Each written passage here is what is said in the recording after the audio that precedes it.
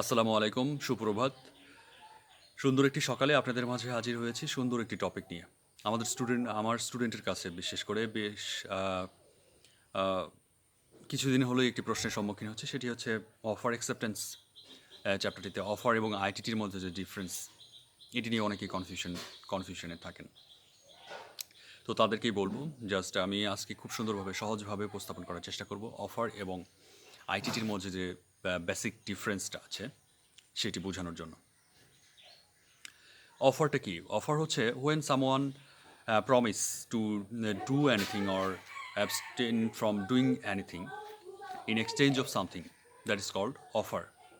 অফারের মধ্যে কি বেশ কিছু এলিমেন্টস আছে, যেমন অবশ্যই দুইজন অথবা দুইয়ের অধিক ব্যক্তি থাকতে হবে, willingness to do or abstain from something, intention to doing anything or abstain from anything, express or impliedly offer হতে হবে, সার্টেনটি থাকতে হবে, কমিউনিকেশন থাকতে হবে, তাহলেই একটি অফার হতে পারে। এখন এই যে আমি বলছি দুই অথবা দুইয়ের অধিক ব্যক্তি থাকতে হবেই, মাস্ট। এর মধ্যে যিনি who making the propose or offer, he is called promisor, and যে অ্যাকসেপ্ট করছে তিনি হচ্ছে প্রমিজি। আমি আরও যদি বলি যে অবশ্যই এটি স্পেসিফিক হতে হবে। আমি যদি বলি যে আমি একটি টয় বিক্রি করতে চাই 500 অথবা 1000 টাকার মধ্যে, এটি স্পেসিফিক না, সুতরাং একটি ভেগ অফার কখনোই অফার নয়। আবার যদি বলি যে এক্সপ্রেস অথবা ইমপ্লয়েড অফার হতে হবে। এক্সপ্রেসলি যদি বলি, আমি একটি রেস্টুরেন্টে গিয়ে বলছি যে আমি এটি নিতে চাই, আমি এই খাবারটি নিতে চাই, আমি এক্সপ্রেসলি বললাম। অথবা কাউকে কোনো ল্যান্ড ওনারকে আমি জাস্ট চিঠির মাধ্যমে জানালাম আমি এই ল্যান্ডটি নিতে চাই, আমি এত টাকা এই ল্যান্ডটি নিতে চাই। আমার জানা ছিল সে সেল করবে, আমি তাকে চিঠির মাধ্যমে জানালাম যে আমি আপনার ল্যান্ড নিতে চাই, অফার করছি, এত টাকায় নিতে চাই। একটি written offer, express offer, expressly. এটি স্পোকেন হতে পারে অথবা রিটেন হতে পারে। আবার ইমপ্লয়েড অফার তখন হবে যখন আমি গিয়ে একটি ট্যাক্সিতে বসে পড়লাম, আমি ড্রাইভারকে ইমপ্লয়েডলি একটি অফার করেছি যে আমি কোথাও যেতে চাই, আমি কিছু বলি নাই তখনও, তো সেটি একটি ইমপ্লয়েড অফার। আবার একটি রেস্টুরেন্টে গিয়ে বসলাম, বসার সঙ্গে একটা অফার হয়ে গিয়েছে ইমপ্লয়েডলি যে আমি সেখানে কিছু খেতে চাই, এটি হচ্ছে ইমপ্লয়েড অফার।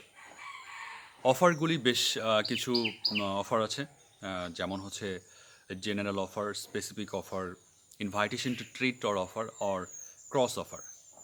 স্পেসিফিক অফার যখন আমি স্পেসিফিকলি কাউকে কোনো অফার করছি, সেটি একটি স্পেসিফিক অফার। যেমন আমি জাস্ট আমার টয়টি আমার এক্স নামের ফ্রেন্ডটির কাছেই সেল করতে চাই, তাকেই আমি অফারটা দিচ্ছি স্পেসিফিক করে। আবার যদি জেনারেল অফার বলি, আমি অ্যাট লার্জ পাবলিকলি একটি অফার পাবলিশ করলাম যে আমি এই ল্যান্ডটি সেল করতে চাই এত টাকায়, অথবা আমার একটি হারানো টয় যদি কেউ নিয়ে এসে দেয়, তবে আমি তাকে এই রিওয়ার্ড দিতে পারি। এটি একটি general offer. Invitation to treat, এই ইনভাইটেশন টু ট্রিটটা কি, এইটি নিয়ে আমাদের সবার প্রশ্ন, তো আমি সেটি নিয়ে কথা বলছি।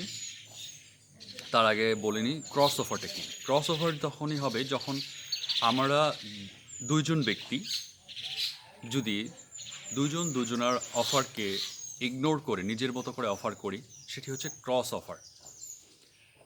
যেমন আমি বলেছি আমি 500 টাকায় টয়টি সেল করতে চাই, সে যদি আমাকে প্রথমেই জানিয়ে দেয় যে আমি আপনার টয়টি 450 টাকায় নিতে চাই, আমি একটি অফার করলাম, সেও আরেকটি অফার করল, দুজনের অফারকে ইগনোর করে নিজেদের মতো করে অফার করেছি, এটি একটি ক্রস অফার। অ্যান্ড ফাইনালি আমি যদি বলতে আসি ইনভাইটেশন টু ট্রিটটা কি, আইটিটি, ইনভাইটেশন টু অফার।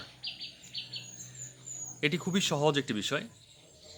অফারটি তখনই হবে যখন আমি রেডি, আমি আপনাকে 500 টাকাতেই এই বিষয়টি সেল করতে চাই, প্রোডাক্টটি সেল করতে চাই স্পেসিফিক করে। আমার এখানে সার্টেনটির যে 3টি এলিমেন্টস আছে সব কিছু নির্ধারিত করে আমি বলছি। প্রোডাক্টটি নির্ধারিত, কাকে সেল করব সেটি নির্ধারিত, কত টাকায় সেল করব সেটিও নির্ধারিত, ফিক্সড, এভরিথিং ইজ ফিক্সড, আমি আপনার কাছে 500 টাকায় আমার এই টয়টি সেল করতে চাই, এটি হচ্ছে স্পেসিফিক করে বলা হচ্ছে, এটি একটি অফার দিচ্ছি আমি আপনাকে। আর যখন ইনভাইটেশন টু ট্রিট হবে, আমি আপনাকে ইনভাইট করছি আমাকে অফার করুন, যেমন হচ্ছে সেলফ সার্ভিস শপ, যেখানে একটি সেলফে একটি বুক রাখা আছে অথবা অনেকগুলো প্রোডাক্ট রাখা আছে, সেগুলোতে ট্যাগ লাগানো আছে, প্রাইস ট্যাগ থাকে। তো সেখানে গিয়ে আপনি প্রোডাক্টটি নিয়ে নিলেই আমি অফার করেছি আপনি অ্যাকসেপ্ট করেছেন এমনটি নয়। আপনাকে বলা হচ্ছে আমি এই প্রোডাক্টটি সেল করার জন্য ready, I am prepared to sell. আপনি যদি ওই সেলফ থেকে প্রোডাক্টটি নিয়ে এসে আমাকে শপকিপারকে বলেন যে আমি এই প্রোডাক্টটি নিতে চাই, আপনি তার মানে একটা অফার করলেন। উনি অ্যাকসেপ্ট করবেন কি না সেটি শপকিপারের ডিসক্রিশন, ইজ বিকজ সেই প্রোডাক্টটি লিমিটেড হতে পারে, সেই প্রোডাক্টটি তার পার্সোনাল কোনো ভিউ থাকতে পারে, যে কারণে আপনাকে নাও দিতে পারে। কিন্তু সেখানে যখন ডিসপ্লে করা হচ্ছে, অ্যাডভার্টাইজমেন্ট দেওয়া হচ্ছে, তার মানে হচ্ছে তিনি সেল করার জন্য প্রিপেয়ার্ড। করবেন কি না এটি তার ডিসক্রিপশন। এই ধরনের কোনো বিষয়টি যখন আসবে তখন সেটি হচ্ছে আইটিটি, ইনভাইটেশন টু ট্রিট। আমি আশা করি বুঝাতে পেরেছি। খুব ছোট একটি বিষয়, আবারও বলছি, অফার এবং আইটিটির মধ্যে পার্থক্য হচ্ছে আইটিটি তখনই হবে যখন I am prepared to sell, আমি এই বিষয়টি সেল করার জন্য প্রিপেয়ার্ড।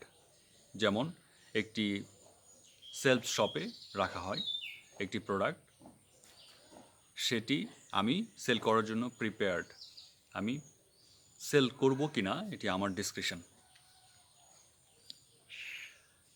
ফাইনালি এই বিষয়টিতে একটি রিনাউন্ড কেস, সেটি হচ্ছে pharmaceutical society of great Britain versus boot cash chemical limited, যেখানে এই বিষয়টি ঘটেছিল যে একটি কেমিক্যাল শপে গিয়ে শপ থেকে একটি প্রোডাক্ট নেওয়া হয়েছিল, সেটি যখন কাউন্টারে দেওয়া হয় তিনি সেটি ইগনোর করেন, শপকিপার সেটি ইগনোর করেন, সেটি সেল করতে রাজি হন না। এটি নিয়ে বিশেষ করে কেসটি ছিল।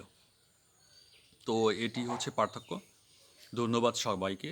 যদি কোনো ধরনের প্রশ্ন থাকে আপনারা জানাতে পারেন কমেন্ট বক্সে, অথবা আরও অন্য কোনো টপিক নিয়ে যদি আপনার জানার ইচ্ছে থাকে সেটিও আমাকে জানাতে পারেন।